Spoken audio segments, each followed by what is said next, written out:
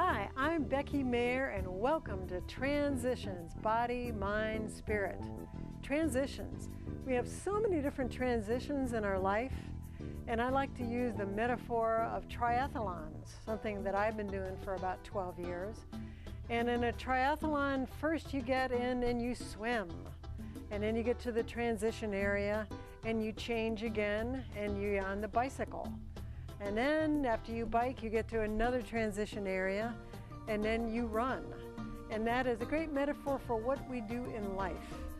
And today we have an amazing artist who is going to tell her story and has some amazing equipment that you never think of artists using.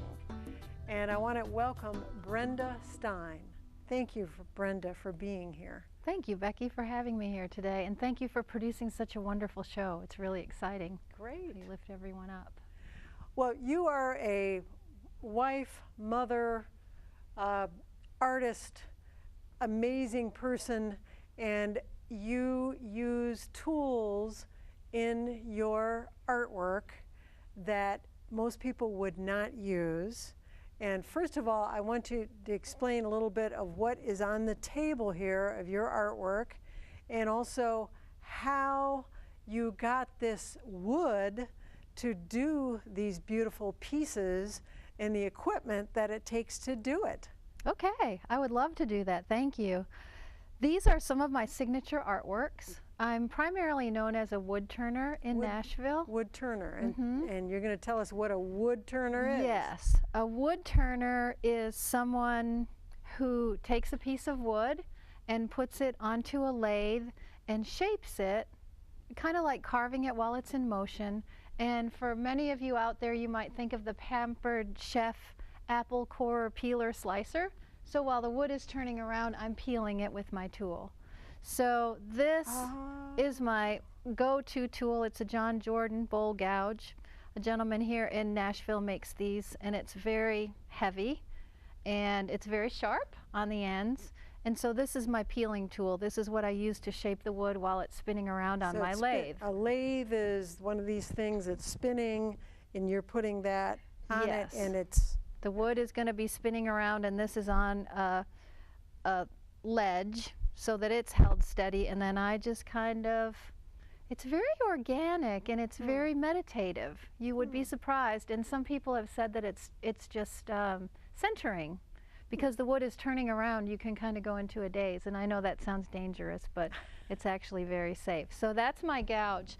But before I use the gouge, I have to don my safety equipment. I am a safety nut. I've actually given seminars on how to use a chainsaw safely. A chainsaw? Yes, and so this is my helmet, and I am always sure to put my Labenville chaps on. That's chaps? I clip these chaps on, and they have a material in there, so if the chainsaw did happen to contact my leg, it would bind up the chainsaw and cut it off immediately. So I am very, very safe. There are people who have actually died, of course, using a chainsaw, but also turning wood. It's not a safe sport if you're not careful. If you're careful, it's very, very safe. So this is my other favorite tool, and it is a steel chainsaw with a 28-inch bar. It's called a Farm Boss, and I absolutely love it. I've used it a lot. So I use that to cut the wood up and get it to a manageable size, and then I lift it up on my lathe, or sometimes I'll get help lifting it up onto my lathe and get that centered in between there, and then I'll rough the wood out. And then you have found pieces literally in the woods, like a tree that has fallen down, the raw tree, and you get with your, tell us about how do you do that? That's part of the instant gratification that I love about wood turning. Now, instant gratification might be a little bit shorter or a little longer depending on who you are, but I can find a piece of wood by the side of the road, take it home, and make a piece of art by the end of the day. So the works that we have here, I've been in a special relationship with Warner Parks, a place that is near and dear to my heart and my family's heart for many, many years, and many reasons. I've done healing there. Physically, I ruptured a disc 3 years ago, and all I could do was walk, and I never really thought of walking as an exercise. but I ended up walking until I was well again there. Of course, I've run the trails and run the roads and bike. So Warner Parks are very dear to me. And for many, many years, I have been gifted with some of the wood occasionally, and then I return the favor by providing them with special gifts at certain times for their employees and such. So this little ash bowl, this is called a natural edge bowl, and that's the bark left on. And if you can imagine it coming out of the tree like this, so the bark would wrap around and there would have been another bowl on the other side of it. So the tree was growing like this. If trees grew flat, this would come up. It looks like it's actually elliptical, but it's not. It's round. It may have stretched just a little bit. It's an optical illusion. So this, just less than a month ago, was laying across one of the trails. An ash tree had fallen down on the trails and hit the Bob Brown bench on the Natchez Trace, part of the Natchez Trace right near the Nature Center. So it was an ash log laying there, and I'm like, oh my gosh, I have a show at the Warner Park Nature Center right now that goes to the end of May 2016. And I thought, what a perfect opportunity. So I got a hold of the wood and made this piece. Wow. So did you have your chainsaw and you cut that part out? It was already bucked up into good-sized logs that I could carry home, and then I cut it up with a chainsaw at home. Oh, yeah. I see. By the way, Deb Beasley works at the park, and she's the first woman that I ever saw use a chainsaw. So she was my inspiration there. Wow. Yes. So this next piece, I finished up a hike with a girlfriend of mine, and we were in the parking lot, and I heard chainsaws, and then I heard that very distinct sound of a large tree falling, and I watched this walnut tree fall down right before our very eyes, and I went bounding across the field, and I recognized the tree staff, the people that take the trees down for Metro, and they helped load some of this into my car, and I was able to make this just stunning. The wood, it's like dark chocolate. Don't you want to take a bite? It's beautiful. It is beautiful, and it is so smooth. It's amazing how smooth that is. They're meant to be touched, and they're also food safe and can be used for salad and such. You can actually use this as this beautiful piece of, and put a salad in it? Yes. It's okay? It's encouraged. It's encouraged, yes. Wow, that is amazing. Yeah. Oh. Well, I find this so interesting that you're using a chainsaw and doing this. I want to know some history, because I think it's so important for people to understand that you don't have to be born the artist. You can ease into it, and tell us the story of how you eased into eventually doing this gorgeous artwork. Okay, well, I was brought up in a household in a time where we played outside all the time. So I was a tomboy, and my twin sister and I used to go into the woods with our best friend Lori, and we would climb trees, and we would find bricks, and we would make forts, and it was just a magical time to be outside creating with our hands, basically. And my mom was a Cub Scout leader for a while, and she had 6 kids relatively in a short period of time. So she was always keeping us busy with various activities. And then my dad, who worked for an auto company, I'm from Wisconsin, could do anything with his hands. He was a handyman, and at one point of my childhood, he gutted the entire first floor of the house and rebuilt it right before our very eyes. Well, you live there? Yeah. Yeah. Well, maybe I was older and we were already out of the, I can't remember exactly when it happened, but yes. There was a fire at a church, and he bought the wood floor, and he pulled it up there, and he brought it over to our house, and we have this beautiful oak floor from a neighbor church. Oh. And I have lots of stories about that. But my parents were very influential in modeling creativity and building and making with their hands. So I went off to college and went into business and thought that I was going to be a businesswoman. And then we moved to Nashville, and my kids came along, and I wanted to make some toys for them. So I was in the shop. I wanted to take these environmental calendar beautiful pictures and glue them onto wood and cut them up with a jigsaw that my husband had. And so he sent me to the shop, and he said, use the jigsaw. And so I went down, and he came down and I had a skill saw in my hand, and a skill saw cuts straight lines, and it's a very powerful, kind of dangerous tool if you've never used one before. The jigsaw is used for cutting curvy lines, and so he helped me really get started and has encouraged me and supported me in this endeavor of getting involved in the arts. So I wish I would have brought a little animal cutout that I made. I made a series of Noah's Ark animal cutouts, just to let people know that you never know where something is going to take you. I was doing little craft shows, and these were just little animals cut out of using the 1-inch pine. Yeah. Right. Skill saw and a scroll saw. My dad bought me a scroll saw, and we built a dollhouse together when my daughters were little. So that inspired me as well. And I was getting into power tools. I really like power tools. I have a sewing machine. That's a power tool in my book. Well, I hadn't thought about it it's really fast sewing. Yeah. It's mechanized. And I was at a craft fair, and Pat Matranga, another wood turner, had a tiny bowl there, and I fell in love with it. So she inspired me. We did a little trade, and she told me a little bit more about it and said, if you ever want to learn more, go to the Tennessee Association of Wood Turners, which I did.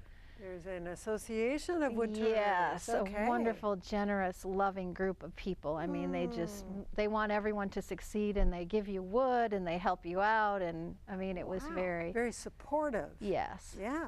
And she said, go to the TACA Fair, which is now Tennessee Craft. So I went to the TACA Fair downtown, and the guy back then let you try turning the wood. So I tried it, and he said, you kind of have something here. He said, I want to introduce you to someone. And he took me to meet Charles Alvis, the late Charles Alvis. And he became my mentor for 3 years and took me under his wing and taught me almost everything that I know about So Charles Alvis was already a wood turner, and he mentored you. And that's for 3 years? Yes. Wow. Yes. And I didn't realize it at the time, but that was really when just after the American Association of Wood Turner, which he helped found, and the Tennessee Association of Wood Turners, all these people were just they had already formed these organizations, but it was relatively early on, so I felt very lucky. But being in Nashville, there are lots of associations and groups that will help people along. The Metro Nashville Arts Commission has been very instrumental. The Tennessee Arts Commission has we're receiving funding for these programs right now, and I always want to cheer for those commissions that help support all of us in our arts endeavors. Yeah. So you ended up starting from the crafts thing. You were mentored in this kind of work, and then you found out that there are grants out there. Is that kind of how you got? Yes. Tell us about that. What's that mean? Well, I did demonstrating with the Tennessee Association of Craft Artists, and so that was my first formal association with a craft group. And then from there, I learned about the Metro Nashville Arts Commission and the Tennessee Arts Commission. So the Tennessee Arts Commission has something called a Professional Development Support Grant. And they actually will give you money so that you can pursue your craft. So and I want to say that over, is it okay to stop? No. It's not okay. Oh. So I said that improperly, and I'm very sorry. How would you like to say that? The way I would like to say it is, if you have a workshop, or and it's written very specifically, and I shouldn't have said it so loosely. That's why I was worried. If you have a certain need in order to further your business or your interest in what you're doing, then you can apply for one of these grants. So I actually received a new website with that funding. Really? They funded you for your website? Yes, they did. I have a so you can, as an artist, get the word out that, hey, I have these things, and you can sell them, right? Yes. Yeah. Yes, and I've attended workshops with top-notch wood turners. So there are lots of opportunities out there, and I wish that people, and I hope that lots of people who hear this program will look up the Tennessee Arts Commission and the other opportunities that they have. Yes. And so what was the first public artwork that you did, and how did you get the funding for that? How did they even discover you? My first one was through the Metro Nashville Arts Commission, and Sandy Bivens at Warner Parks actually suggested my name for that project, and it was for then Mayor Bredesen. Yes. He was receiving a special acknowledgement or award from the Nashville Greenways Commission.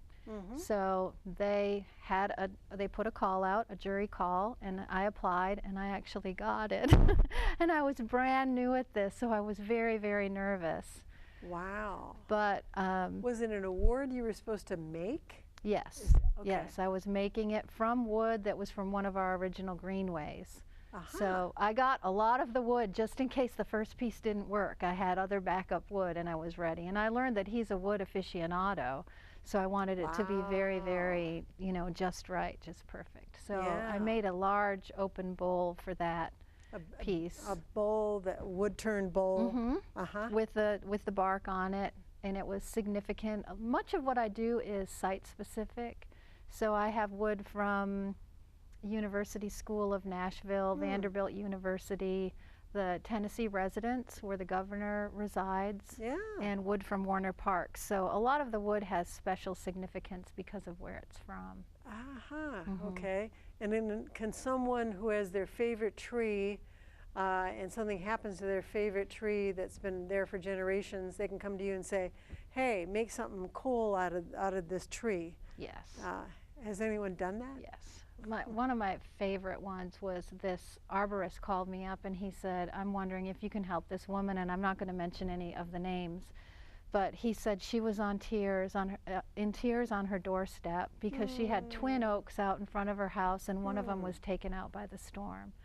So I actually felt like I was doing a type of a memorial for her, because trees are important to people. Absolutely. For many reasons, and I made some beautiful pieces for her. And in the meantime, like you, I get to meet very interesting people from many different walks of life, and I really appreciate, with my personality, I would be crazy if I just had to be in the shop all the time. I like to be out in nature, I like to be in the woods, I like to meet people, I like the business aspect.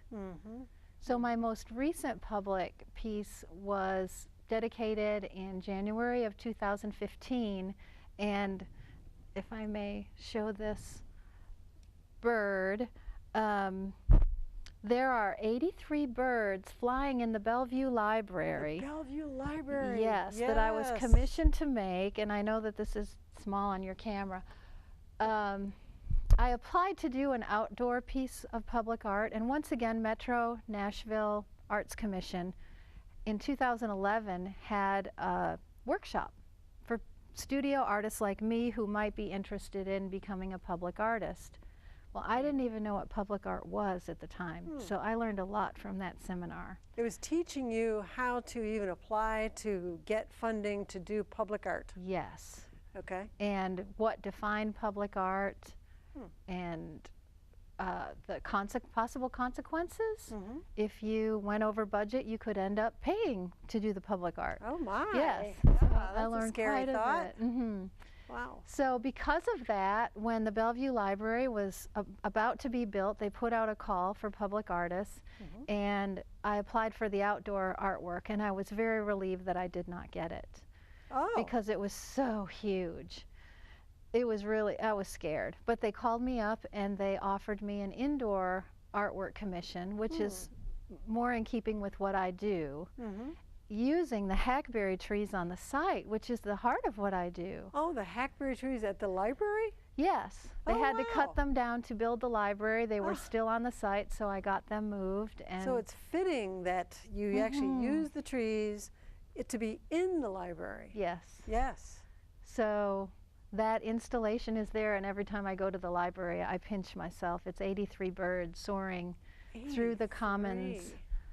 Yes, and they go up to 36 inches across. And it was the first time I had ever done a project like this, where I'm working as a contractor, I'm working with architects. There are pretty high specifications all along the process. And in this case, I didn't actually make the artwork. I hired a fabricator, a wonderful company, to make the birds and install them, because it really was beyond my scope for my first public art piece. And it's also the nature of public art, where the artist doesn't actually hand make each piece. I did make all the prototypes and refine them, and I oversaw the process. And then I had a lot of business dealings throughout to make it all come to fruition. And I'm very grateful for Metro Nashville Arts Commission and all the people that helped along the way. And you've had some gallery exhibition, you've had some things in the gallery, I know, at the Centennial Park, right? Yeah. Yes, and I'm represented by LaQuire Gallery very happily. I think for almost 10 years now. They believed in me early on and placed me in their gallery. And because of that, I have moved, I think partially because of that, I've moved into the figurative arena. So I am transitioning into... Transition, there we go. Yes! I'm transitioning into creating sculpture with humans, human forms. Human forms. Yes. Sculpture. So you had, did you say that you had a actual model and you were doing a face, or so that has nothing to do with your wood turning? No, it's a whole other thing. Quite a departure, although I'm still doing both. So I applied for an apprenticeship at the end of last year through Tennessee Craft and Tennessee Arts Commission, and won this apprenticeship. My mentor is Jamie Williams, and he's a wonderful artist in his own right, and assisted Alan LaQuire for 10 years. Wow. Yes. So he's my mentor, and I'm making a half-size human head, and I'm going to be casting and molding and casting this in plaster. And then I'm going to do a series of smaller heads and hand sets. So I'm learning about human form, but I'm also learning about the process of molding and casting. And it's a whole different headspace. It's definitely different than the wood turning. Yes. Totally different. Yes. And so these are figures, and you're being mentored. So is somebody paying the mentor or paying you, or how does that work? It is a paid relationship for both of us. We're each receiving funding for the materials and supplies and the time that we're investing in this process. And there will be an exhibition in September at the Tennessee Arts Commission. And there are 2 other couples that are working in their arenas as well. It's a pretty grueling jury process, but it's been very rewarding. It's a 6-month apprenticeship, and it's been very exciting. It's so much like you're always learning new things and always trying new things. Right. So it's fascinating to be ever interested and fulfilling those desires to learn more. Because you have the artistic bent, and now you're just exploring more from the wood to figures, and the material that you're using now is what? For when you're being mentored, what material is this? I'm using an oil-based clay, which is quite nice. The water-based clay can dry out, and it can be fussy. You have to really take care of it. The oil-based clay, you can just move it and work it. It's a little bit stiffer than regular water-based clay, but I don't have to worry about it. So over these months, I've had this glob of not looking like much clay turn into Adelaide, our model, and it is her likeness, and it's very stressful to sit down with a live person, because I'm modeling from life, and try to recreate that person in their likeness and their spirit. And it's very frightening. But then, just like probably starting a triathlon, it's kind of scary in the beginning, but then you get in the groove and you get in that zone, and then you forget about time. And with all my work, there is that zone where you forget about time. Because you're in the creative space and just taking care of things. Yes. Yeah. Wow. Yeah. And if somebody wants to purchase your artwork, where are they going to go?